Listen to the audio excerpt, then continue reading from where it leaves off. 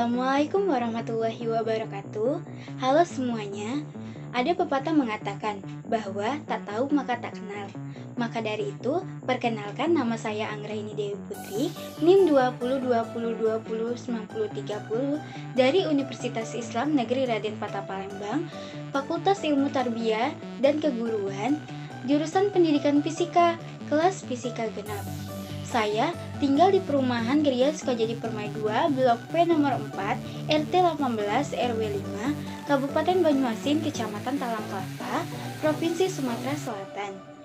Saya lahir pada 6 Oktober 2002. Hobi saya adalah membaca buku cerita dan novel. Pada video ini, saya akan menjelaskan tentang pandangan saya terhadap bahasa Indonesia. Tetapi sebelum saya membahas tentang pandangan saya, akan lebih baik jika kita tahu asal-usul atau sejarah terbentuknya bahasa Indonesia.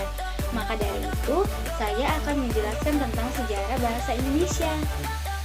Bahasa adalah alat komunikasi yang mempunyai fungsi sosial untuk mengidentifikasi sebuah kelompok masyarakat. Di Indonesia terdapat 3 kelompok bahasa yang mewarnai situasi kebahasaan dalam masyarakat, yaitu bahasa daerah, bahasa Indonesia, dan bahasa asing. Adanya ketiga kelompok bahasa ini menyebabkan permasalahan yang kompleks karena keberadaannya yang selalu hidup dan dinamis sering dengan perkembangan kehidupan masyarakat. Penggunaan bahasa seseorang itu tidak terlepas dari beberapa faktor seperti partisipan, suasana, topik, latar, dan sebagainya. Wilayah perbatasan termasuk wilayah dengan masyarakat menglituel dan multikultural yang mudah terjadi fenomena kebahasaan. Dengan adanya berbagai etnis bangsa, berbagai bahasa daerah hidup di wilayah perbatasan. Tidak hanya itu, dengan adanya interaksi antara warga masyarakat perbatasan dengan warga negara tetangga, untuk kemungkinan pemakaian bahasa asing, yaitu bahasa negara tetangga dan masyarakat Indonesia tanpa disadari. Jadi teman-teman, sejarah dari bahasa Indonesia ini berawal dari keputusan Kongres Bahasa Indonesia II tahun 1945 di Medan. Pada saat itu, mereka menyatakan bahwa bahasa Indonesia berasal dari bahasa Melayu. Bahasa Indonesia tumbuh dan berkembang dari bahasa Melayu yang sejak dulu digunakan sebagai bahasa perhubungan. Tetapi bukan hanya di Kepulauan Nusantara saja, melainkan juga hampir di seluruh Asia Tenggara. Bahasa Indonesia dinyatakan kedudukannya sebagai bahasa negara pada tanggal 18 Agustus 1945. Dalam Undang-Undang Dasar 1945 disebutkan bahwa bahasa negara ialah bahasa Indonesia. Jadi, intinya bahwa bahasa Indonesia dinyatakan lahir pada tanggal 28 Oktober 1928 dan adanya bulan bahasa itu di bulan Oktober. Awalnya bahasa Indonesia ini berasal dari bahasa Melayu yang serumpun dengan Malaysia. Nah teman-teman, ternyata bahasa Indonesia ini memiliki banyak sekali fungsi. Jika dilihat dari kedudukannya, bahasa Indonesia berfungsi sebagai bahasa nasional. Bahasa Indonesia berfungsi sebagai bahasa nasional, yaitu sebagai lambang kebangsaan nasional, lambang identitas nasional, alat pemersatu bangsa masyarakat yang berbeda-beda, mulai dari latarnya, sosialnya, budayanya, dan bahasanya, serta alat perhubungan antar budaya dan antar daerah. Namun, jika lihat sebagai bahasa Indonesia sebagai bahasa negara yang berfungsi untuk bahasa resmi kenegaraan, bahasa pengantar di lembaga pendidikan, bahasa resmi dalam perhitungan tingkat nasional untuk pertambahan dan pemerintahan, serta bahasa resmi dalam pembangunan kebudayaan masyarakat ilmu pengetahuan dan teknologi.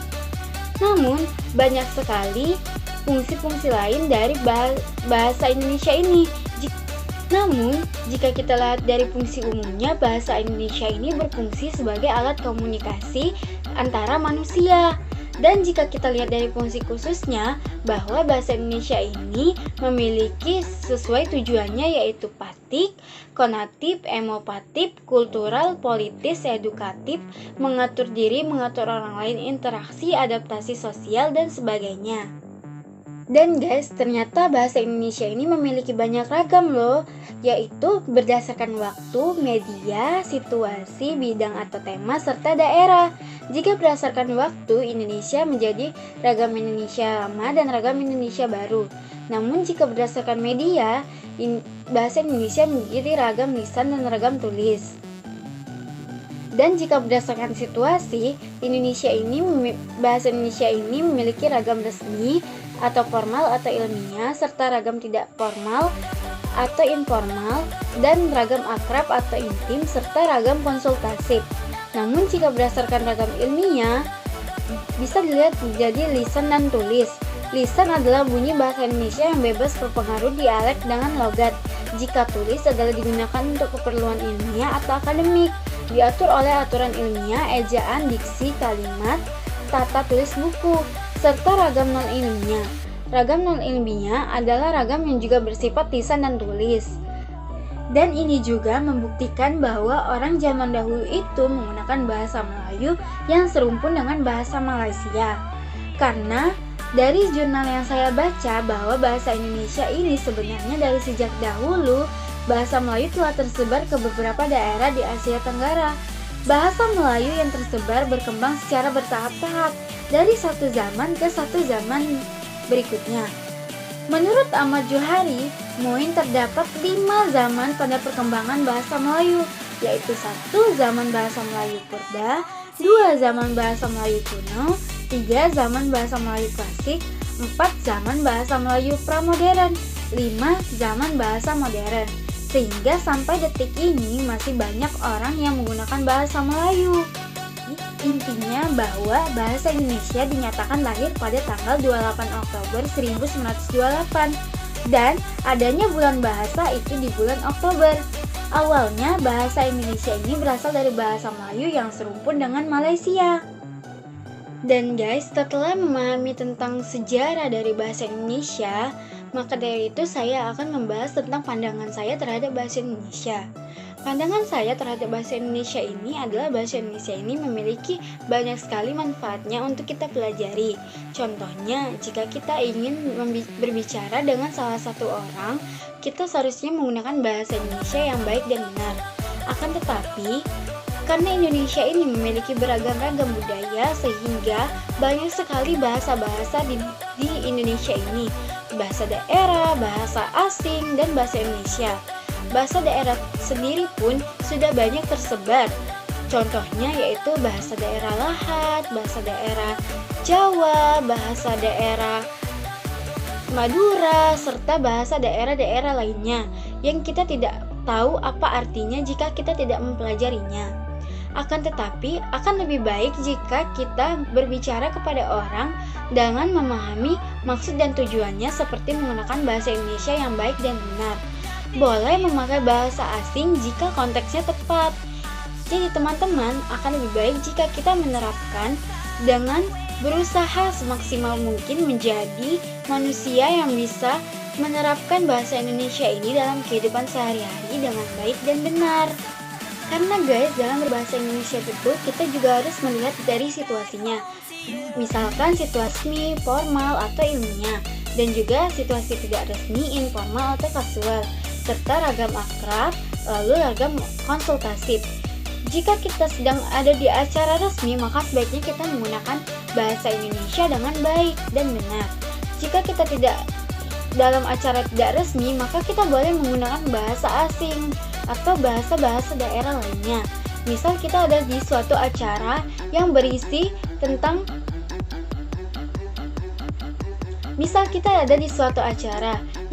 tamu-tamunya berasal dari orang luar.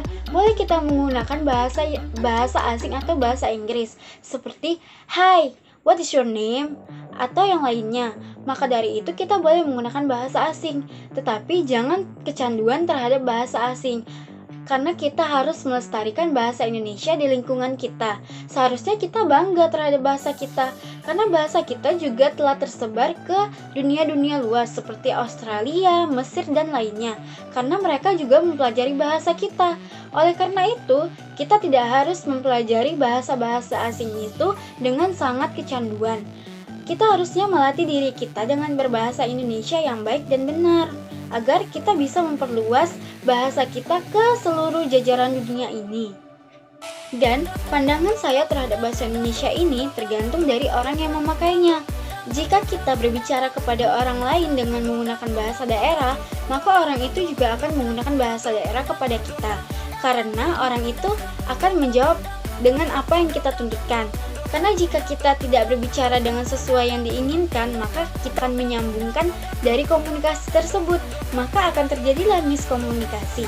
Sehingga jika kita berbicara bahasa Indonesia kepada orang lain juga akan menggunakan bahasa Indonesia pada kita, sehingga komunikasi tersebut berjalan dengan baik dan lancar.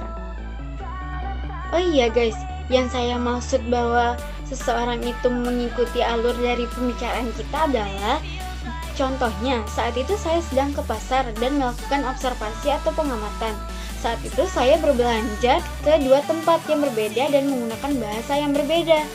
Pada saat saya berbelanja kaos kaki, saya berbicara dengan orang itu dengan menggunakan bahasa daerah, yaitu bahasa daerah Lahat. Dan orang tersebut menyampaikannya juga dengan bahasa Lahat. Karena jika tidak menggunakan bahasa Lahat, maka tidak akan terjadinya komunikasi antara pembeli dan penjual. Dan ketika saya menyampaikan bahasa saya, yaitu bahasa Indonesia, kepada tukang bakso, dan tukang bakso itu menjawab dengan bahasa Indonesia pula. Karena pada saat itu saya bertanya dengan menggunakan bahasa Indonesia kemana keluar dari jalan tersebut, dan orang tersebut menjawab dengan bahasa Indonesia pula. Dan ini menandakan bahwa seseorang itu mengikuti dari pembicaraan kita agar terjadinya komunikasi yang baik. Oleh karena itu, kita seharusnya terus-menerus menggunakan bahasa Indonesia agar terjadinya dan terciptanya bahasa Indonesia ini yang berkembang luas. Itu dia yang dapat saya sampaikan dari pelajaran hari ini. Apabila ada salah kata, saya mohon maaf, dan hanya kepada Allah saya mohon ampun. Saya akhiri, wabillahi taufiq wal hidayah. Wassalamualaikum warahmatullahi wabarakatuh. Terima kasih.